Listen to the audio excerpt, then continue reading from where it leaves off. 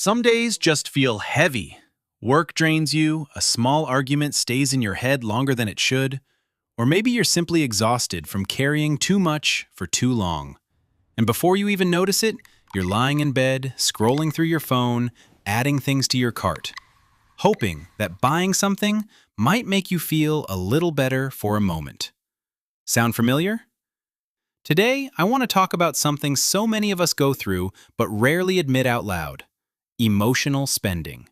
And more importantly, how to break free from that cycle without blaming yourself for it. Because honestly, this isn't really about being bad with money. Sometimes, it's just the way we try to comfort ourselves when life feels a little too overwhelming. So stick around. First, there is a question we need to answer. Why do we spend when we're drained?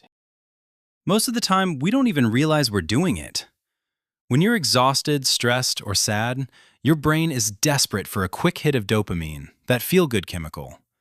But when shopping becomes the only way you cope with stress, loneliness, or exhaustion, it slowly turns into a habit that gradually erodes your money. Because what you actually needed probably wasn't another package at your door. Maybe you needed rest, maybe comfort, maybe someone to talk to, or maybe just a moment to breathe without feeling like you had to fix your mood instantly. And learning that difference between what you want in the moment and what you truly need changes everything. So here are 5 tips to truly understand what you need when you're feeling down. Tip 1. Name the feeling first. Before you open that shopping app, take a second and check in with yourself. What are you really feeling right now?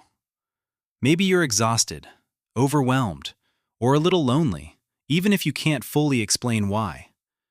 Just putting a name to the feeling, even quietly in your own head, can slow the moment down enough for you to breathe. Because that tiny pause, that's powerful. It creates space between your emotions and your impulse to buy something. And in that space, you get the chance to choose what you actually need, instead of just reacting to how you feel. Tip 2. The 30-minute rule. Don't buy it right now. Just wait 30 minutes. Set a timer if you need to. If you still want it after 30 minutes and it fits your budget, cool, go for it. But 9 times out of 10, the urge just quietly disappears once the emotional spike fades. This one may sound boring, but it always works. Tip 3. Create friction on purpose. Delete your shopping cart info or log out of all your shopping apps. Doing this not because you need to punish yourself, but because you deserve a moment to pause before acting on an emotion. Sometimes, making shopping a little less convenient is enough to break the cycle. Because when you have to sit up, grab your wallet, and type in your card number again, you give yourself a few extra seconds to ask, do I really need this? Or do I just need comfort right now? That tiny bit of friction can save you from a lot of regret later on. Tip 4. Have a comfort list ready. Make a list of things that genuinely make you feel better that don't cost money, or almost nothing. A walk, a hot shower, calling a friend, cooking something you like.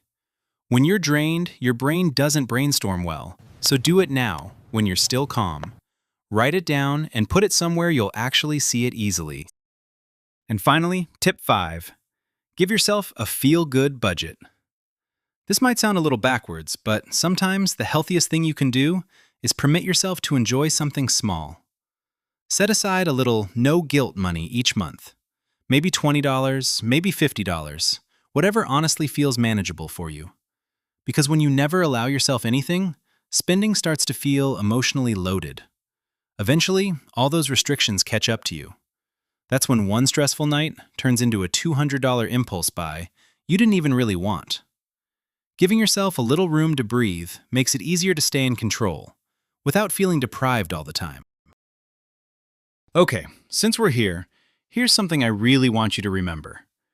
Struggling with emotional spending doesn't mean you're irresponsible or bad with money. Most of the time, it just means you're dealing with stress, exhaustion, or emotions without enough tools, and that's fixable. The worst thing you can do after an impulse purchase is shame yourself for it. Because guilt has a funny way of keeping the cycle alive.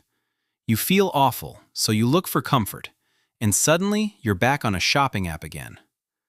What helps more than guilt is honesty. Quietly asking yourself, what was I actually feeling when I bought that? Maybe it was stress, maybe loneliness, or maybe you just wanted to feel okay for just a moment. That kind of awareness will teach you more about yourself than any budgeting app ever could. And if this pattern has started affecting your finances or your peace of mind, talking to someone can really help. A therapist, a financial coach, or even a trusted friend. The main point is you don't have to figure it all out alone. Just remember that. So just to wrap this up, pay attention to what you're feeling. Give yourself time before you buy. Make impulse spending a little less easy. Keep healthier comforts nearby. And allow yourself small things without guilt. They sound like tiny changes, but over time, those tiny changes can completely shift your relationship with money and with yourself.